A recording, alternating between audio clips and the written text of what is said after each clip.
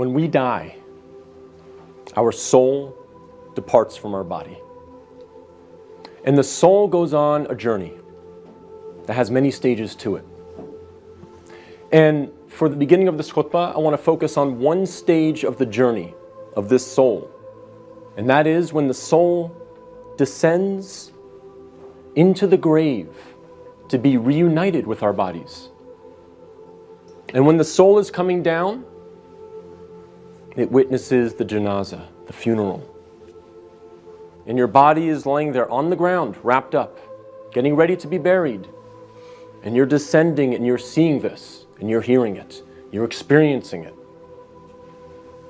And when the people then take your body and place it in the grave, your soul descends in there, into the grave, to be reunited with your body.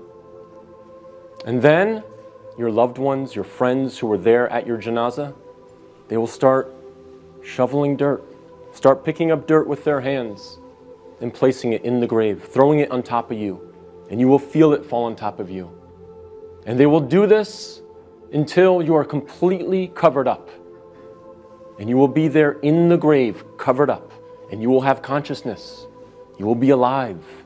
Not physically, obviously, but your soul will experience this. And then after your family makes some du'as, and they say some nice, kind words about you, they'll walk away, they'll leave. And you will hear their footsteps, as the Prophet, peace and blessings be upon him, said, that you will hear their footsteps as they walk away.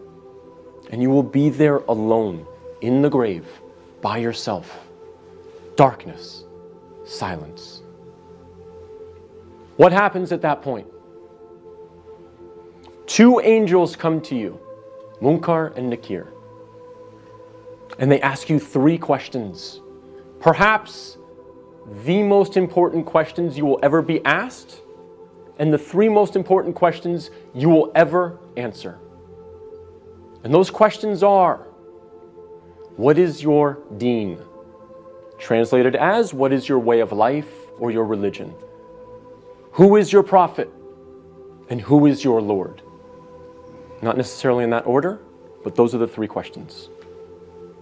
And if you answer these questions correctly, all three of them, your stay in the grave will be one of peace. You'll have peace. You'll have pleasure. Until the day of judgment, when the horn is sounded, and you are raised up out of your grave. So during that time, if you answer these questions correctly, you will have peace.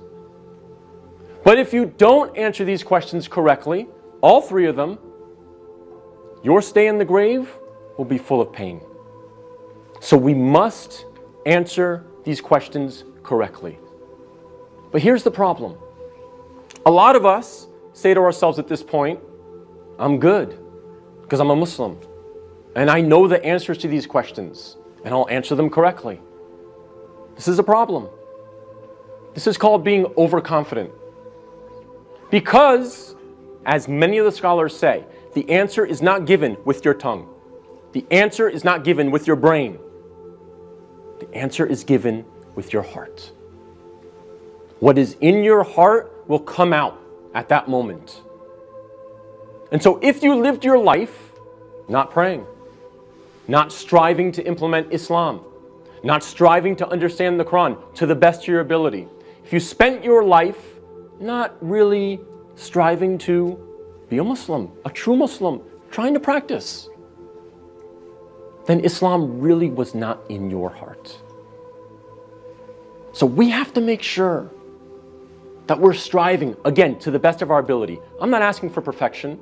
I'm not asking for scholars. I'm not asking for you to be of the best character like the Prophet, peace be upon him, but we must strive for it. So that on that day, when these angels come to us and they ask us these questions, what is in our heart will naturally come forward. The answers, the correct answers will come forth. And not the answers of, I was striving for something other than the pleasure of Allah. So we have to make sure that Islam is in our hearts, not just on our lips, not just in our mind.